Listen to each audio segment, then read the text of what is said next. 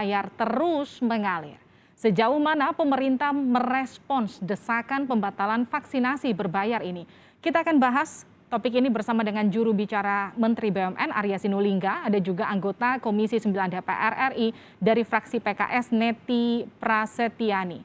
Selamat malam Pak Arya, selamat malam juga Bu Neti. Selamat malam Mbak Livi, salam sehat selalu. Salam sehat juga untuk Bu Neti. Bu Neti, pertama saya ke Ibu sambil menunggu Pak Arya bergabung bersama kami.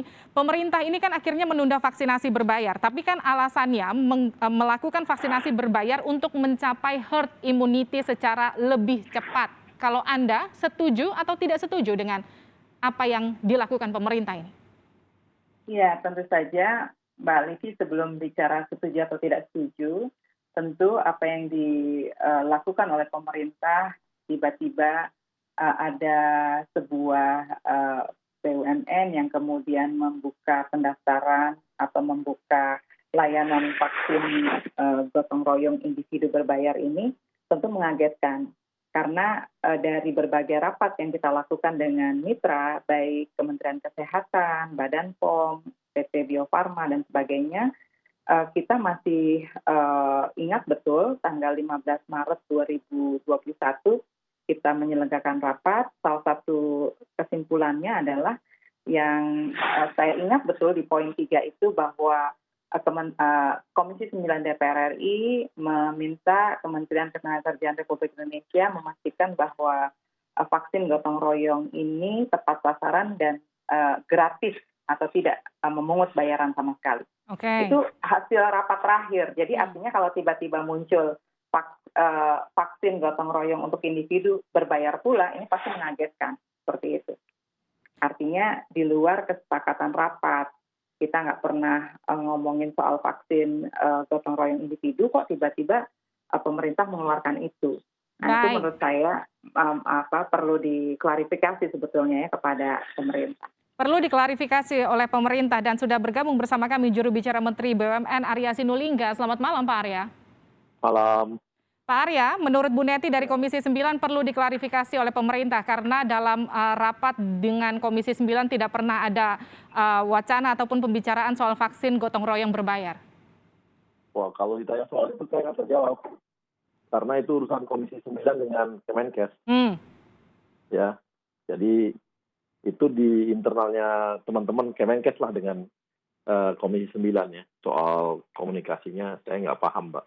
Baik, tapi kalau bicara soal vaksin gotong royong sudah jadi kontroversi, kenapa harus berbayar, tiba-tiba ditunda, ini apa kira-kira penyebabnya, Pak Arya? Kalau ditunda kan lebih kepada satu, kimia farmanya belum sosialisasi. Yang kedua, kemarin kan ada rapat koordinasi antara pemerintah dengan KPK, dengan Jaksa Agung, dengan BPK. Jadi rumusan-rumusannya supaya dia tidak ada yang salah gitu ya, supaya akuntabel, makanya ada penundaan gitu. Artinya ini murni karena rapat dan kemudian ada evaluasi, terutama ada evaluasi yang meminta untuk menunda vaksin berbayar ini, bukan karena desakan dari masyarakat untuk tidak melakukan vaksin berbayar. Justru inisiatif dari kami kok, koordinasi dengan KPK, BPK, dengan Jaksa Agung. Kita yang berinisiatif gitu. Supaya tidak ada hal-hal yang salah dalam langkah yang akan dilakukan gitu. Baik, Pak Arya, ini kan banyak isu yang beredar, ada banyak hoax yang mungkin tidak bisa terbendung di tengah masyarakat soal vaksin berbayar. Yang juga sudah dikonfirmasi oleh Menteri BUMN Erick Thohir yang menyebut bahwa tidak mungkin vaksin berbayar ini adalah vaksin dari sumbangan begitu. Ini adalah vaksin murni yang memang vaksin gotong royong yang memang dibuat kita sendiri, artinya seperti itu, menggunakan Sinopharm seperti itu. Ya, kalau itu kan clear ya. Vaksin gotong royong ini kan udah sejak bulan Mei yang lalu. Dan kedatangannya pun sudah diketahui publik semua. Ada yang 500.000 yang punyanya Kimia Farma, ada yang 1 juta punyanya Kimia Farma. Ada juga yang hibah. Tapi konyol lah kalau sampai vaksin yang hibah itu dipakai. Itu konyol, nggak mungkin lah. Dan DPR juga Komisi 9 bisa ngecek kan. Panggil aja Komisi Menkesnya. minta datanya kan selesai. Saya rasa itu nggak perlu diperdebatkan karena sangat clear kok, sangat transparan kok semua. Nggak ada yang nggak transparan, datanya transparan. Sekarang ini kita punya satu data, semua lengkap. Kita punya piker, semua lengkap. Datanya ada, di BPJS juga ada. Baru vaksin apa yang dipakai juga ada. Karena masyarakat yang menerima vaksin itu pasti akan disebutkan vaksin pertama vaksin apa, vaksin apa, clear kok, semuanya jelas.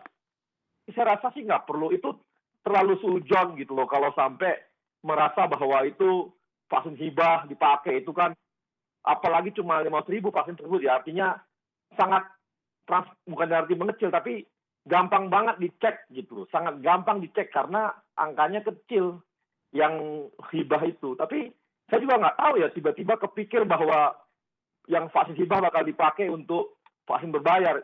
Itu terlalu konyol ya menurut saya. Apalagi kita kan tahu bahwa semuanya ngontrol vaksin ini siapa sih? Semua vaksin kita ini pekerjaannya dikontrol benar loh. Semua mengawasi, BPK mengawasi, KPK mengawasi, internalnya pemerintah BPKP mengawasi, DPR pun mengawasi. Jangan. Jadi kita menganggapnya bahwa nggak boleh suujon lah yang begini-begini. Oke, jangan suuzon lah ya. Kan toh bisa dicek ke Kemenkes. Baik. Minta data aja sebelum kita ngomong suujon gitu. Baik. Karena kalau tadi kita nggak punya kuasa sih boleh lah. Ini kan punya kuasa juga untuk minta data. Gitu. Oke, Pak Arya, ini kan pimpinan KPK menyebut bagaimana memastikan tidak ada fraud pada program vaksinasi berbayar karena dia tidak ingin ada korupsi karena potensi fraud dari perencanaan, pengesahan, implementasi sampai evaluasi itu masih ada.